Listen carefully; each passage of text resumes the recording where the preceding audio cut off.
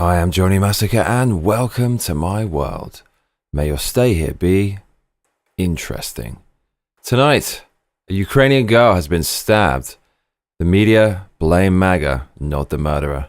Who is with me? Give me a hell yeah! A Ukrainian refugee flees war, sits on a train in Charlotte and gets stabbed to death. On camera, the killer said, quote, "I got the white girl," end quote. But when the media finally covered it, they didn't talk about her, they didn't talk about the killer, they talked about Trump supporters. Trump responded to this news from the Oval Office. So the victim was Iryna Zarutsk, 23 years of age. The killer is DeCarlos Brown Jr. He has a long rap sheet. I believe he had been arrested 14 times, and he's alleged to be possibly schizophrenic. The incident was caught on video, and there was no coverage of this at all on mainstream media until conservatives covered it on X. I did check myself. I checked CNN. I checked in on MSNBC, who seems to be competing with CNN for the most dishonest, ideologically possessed news outlet in the galaxy. But I couldn't find anything on this whatsoever. When the mainstream media did cover it, the Axios headline was "MAGA influencers spread video." And CNN's Brian Stelter, that baldy bastard, he's still going, bruv. He scolded the racist comments under Elon Musk's comment regarding the incident on X and seemed to make the real story about MAGA and not this poor young Ukrainian refugee who was stabbed to death in America. So the story isn't the murder, it isn't the killer, it's you for noticing, and that's not journalism. So a new video has been released of the actual stabbing. I don't know if they've edited out the point of impact or if it's just the poor camera footage, but this is what it looks like. So disclaimer, this is actually quite unsettling, so you might want to look away now or turn off if you are of a sensitive disposition.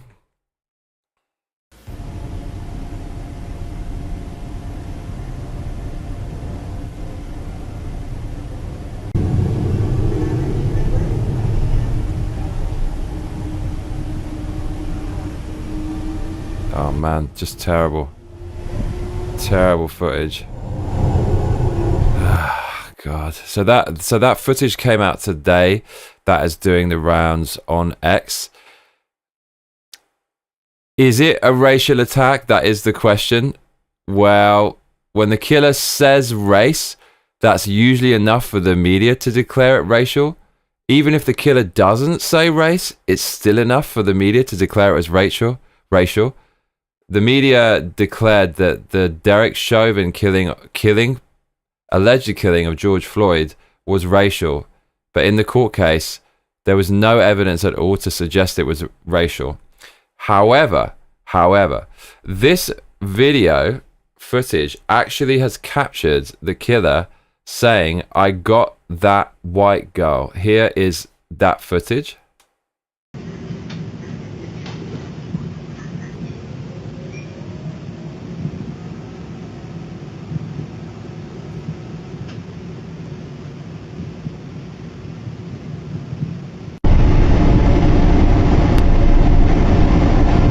Sitting there minding her own business. Fuck, what a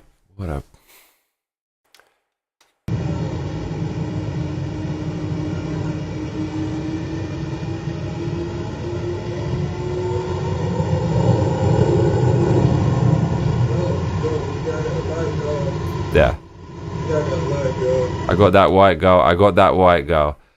So he said that twice. I got that white girl. Does it make it a racial attack? You could certainly argue that in court. So George Floyd had global marches, even in England where I'm from, people were marching about that. In Congress, congressmen, congresswomen taking the knee, Nancy Pelosi, Chuck Schumer taking the knee, our current Prime Minister of England, Keir Starmer, taking the knee. Towns burnt down, shops were looted, people were assaulted. Golden coffin, all this kind of stuff. Maxine Waters outside the courtroom screaming for Derek Chauvin's arrest. With this, are the media calling it a racial attack when the guy said, "I got that white girl"? Are the media drawing attention to the fact that black on white crime massively supersedes white on black crime? And this might be a symptom of that? No, actually, the mainstream media barely talked about it at all. So I'm here to tell you that the mainstream media is covering up the real story here, which is America is relatively unsafe. You can actually be murdered in public. Statistically, you're quite likely to have that happen to you compared to places where, like, for example, Japan, where I live. Nobody helped this girl, which is quite sad. Obviously, the people that were very sad. Obviously, the people around her are also afraid. But after the killer walked off, nobody helped her. She was just left completely alone, which is super, super depressing. People are really pissed off about this online. Mostly peaceful memes on X said, this is the shit that radicalizes you. This kind of picture. Just like, she's in abject terror there. Very, very sad stuff. So Trump released a video talking about the murder. So this is blowing up. He's drawing attention to it, and rightly so. Let's hear what Donald Trump had to say about this. For far too long, Americans have been forced to put up with Democrat-run cities that set loose savage, bloodthirsty criminals to prey on innocent people. Really very, very innocent people. In every place, they control radical left judges, politicians, and activists, and they've adopted a policy of catch and release for thugs and killers. In Charlotte, North Carolina, we saw the results of these policies when a 23-year-old woman who came here from Ukraine met her bloody end on a public train. And here's a picture of it. This is the picture of it. And this is a picture of the woman. A beautiful young girl that never had problems in life, with a magnificent future in this country. And now she's dead. She was slaughtered by a deranged monster who was roaming free after 14 prior arrests. We cannot allow a depraved criminal element of violent repeat offenders to continue spreading destruction and death throughout our country. We have to respond with force and strength. We have to be vicious just like they are. It's the only thing they understand. 24 of the top 25 most dangerous cities in America are run by Democrat mayors. 50 people were murdered in Chicago in recent weeks, with hundreds being shot. And it's time to stop this madness. The people of our country need to insist on protection, safety, law, and order. We have proven that it can be done, because we did it right here in D.C., in District of Columbia. The capital of America was a bloodthirsty, horrible, dangerous place, one of the worst. And now it's a crime-free city, and we're going to keep it that way. It can be done. It can happen fast. All we want is, please, Mr. President, we need help. Chicago needs help. Other cities need help. We'll do what has to be done, because we're going to make America safe again, and that includes our big cities. We're going to make those cities safe. Thank you. So if it wasn't for X, you probably wouldn't even know about this story. So props for Elon Musk for spending $44 billion to buy X and bring you that story. We're going to get to Elon Musk's comments on this very soon. He didn't hold back whatsoever. I can't understand why the killer saying, I got that white girl, isn't central to this story. You wouldn't even know it happened if you only paid attention to the mainstream media. Speaking of which, I took a screenshot of CNN the day after this had happened, and this is what their front page looked like. Nothing at all. I also went over to MSNBC. Nothing at all. Literally nothing. And then if you look at all of their stories, must reads, most watched, absolutely nothing. I thought the left-wing mainstream media loved Ukraine. This was a Ukrainian girl. But suddenly they don't care about Ukraine when it doesn't suit their narrative. So when X pressured the mainstream media into covering this story, they basically framed it like this. Here's the Axios headline: stabbing fuels MAGA's crime message. Surely the story here is not about the reaction to the crime. Surely the story here is about this, the irony of this Ukrainian refugee fleeing war, but ironically she's less safe in a country that is well known as supposedly the land of the free. That is the real story. But the mainstream media have pounced on the reaction of people to this crime. So the judge who let this guy out, who's been arrested 14 times, he's released 14 times. The judge who let him out looks like a DEI hired judge. I was looking on X about the people who basically put her on, just like typical DEI kind of hires. And she didn't pass her bar exam. And she basically just did the kind of basic schooling that most educated people do. And she has the power to endanger other people's lives. It's really, really crazy stuff. The judge is known as Teresa Stokes, and she's also the director of operations at Second Chance Services, which is a mental health and addiction clinic in Charlotte. So she essentially gets remunerated for taking in criminals on the taxpayer dime and trying to rehabilitate them. So she let someone go who's a dangerous criminal into a community where she could potentially profit off it. So there is some kind of conflict of interest here. It's a bad look. It's a bad look. A GoFundMe was set up for the killer. Now, it's hard to believe this was even real. Maybe someone was trolling. I don't know. But a GoFundMe was set up, and the GoFundMe has now been taken down, I'm happy to say. But that was a very ridiculous thing to see. Indeed, to say the least.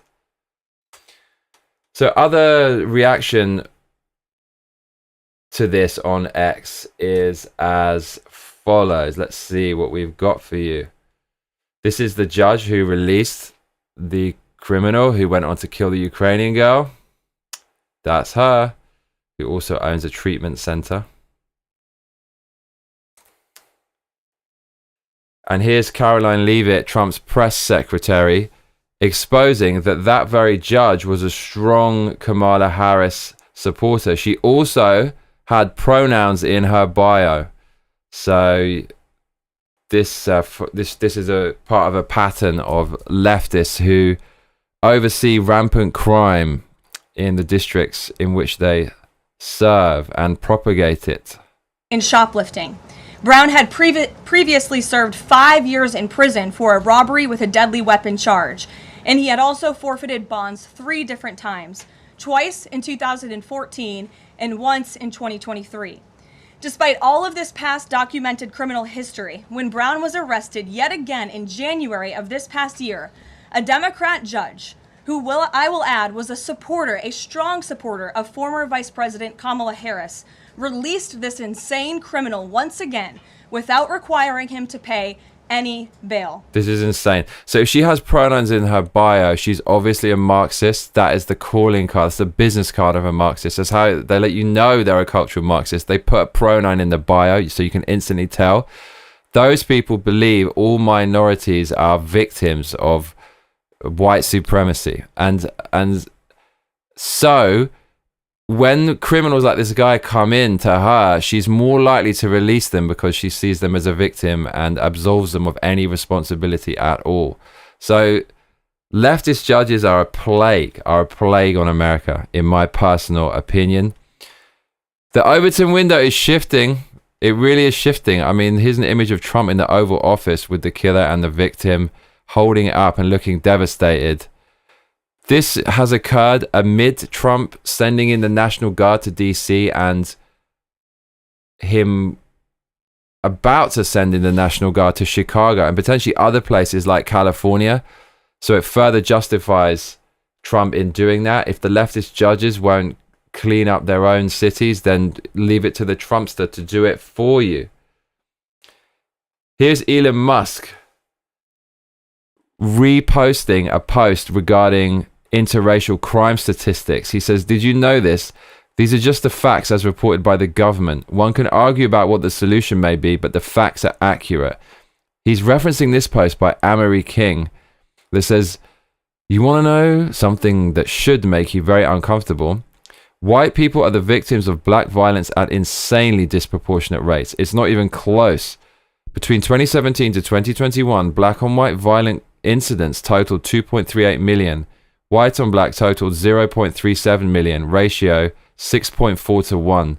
Annual victimization rates per 1,000, whites by blacks 2.4, blacks by whites 1.8.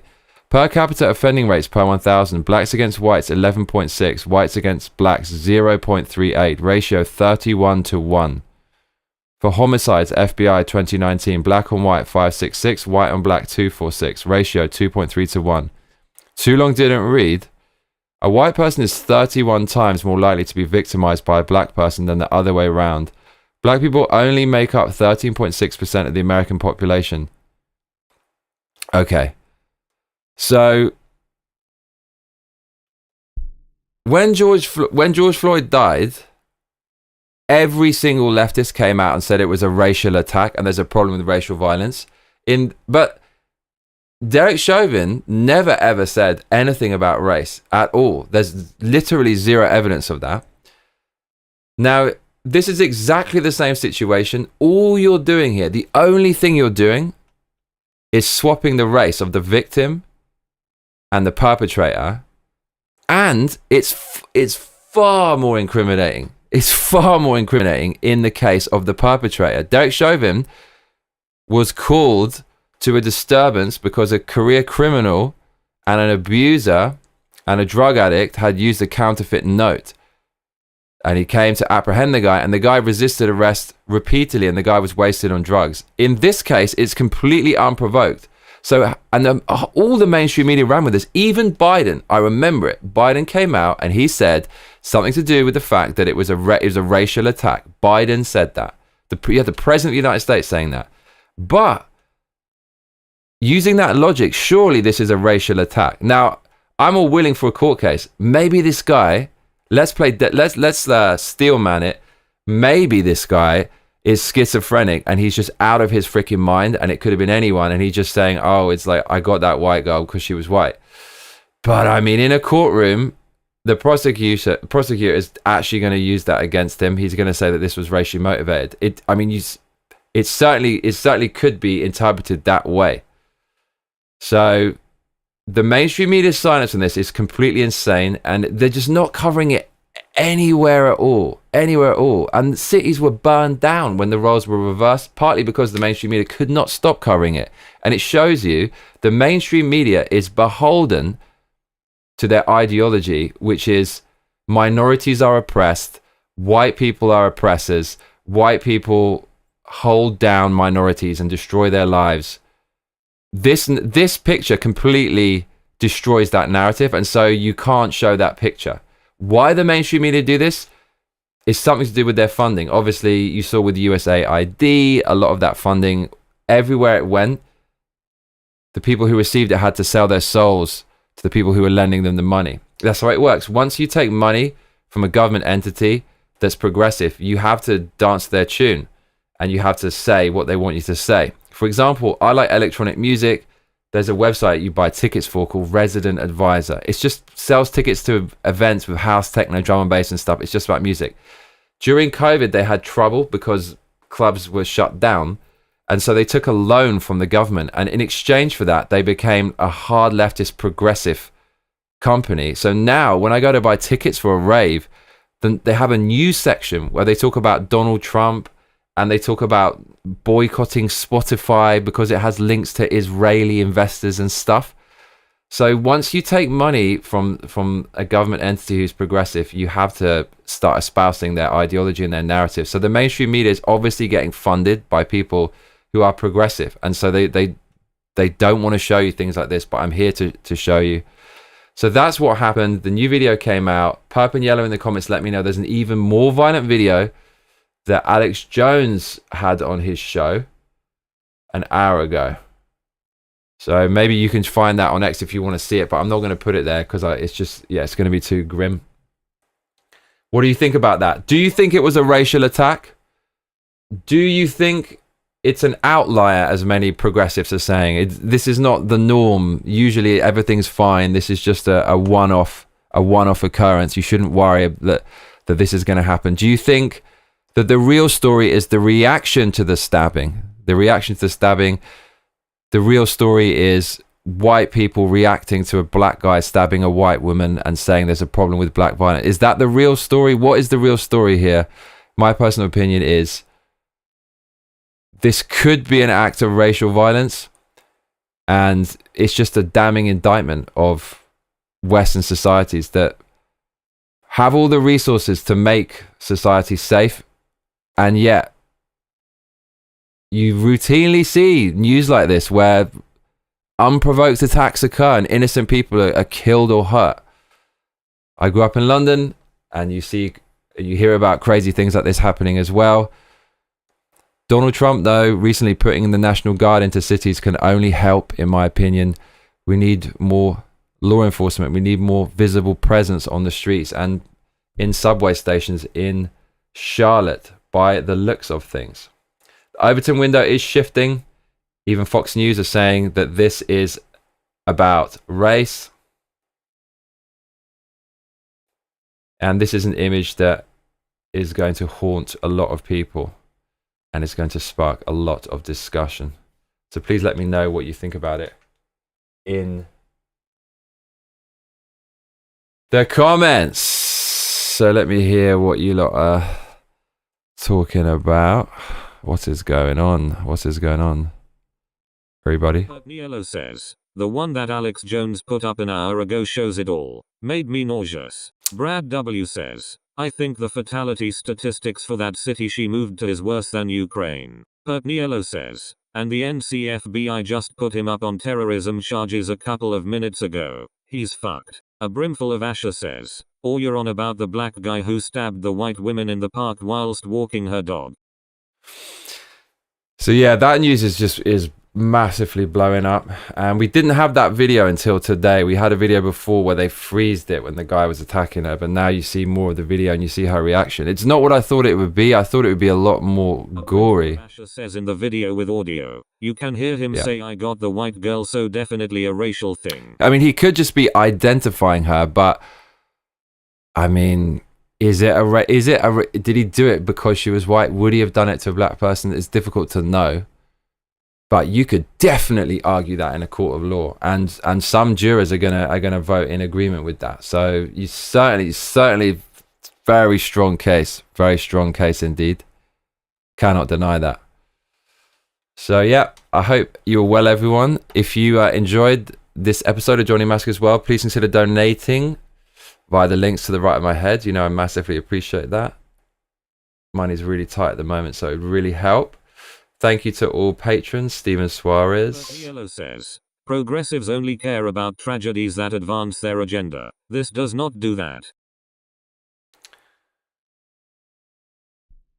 Thank you also to Lauren, Sir Jeffrey, Martin Rangecroft, Jimmy Shorts, and Tom Christopoulos and Deathclaw Jedi for your contributions. Without them, I couldn't function. Thank you very much, everyone.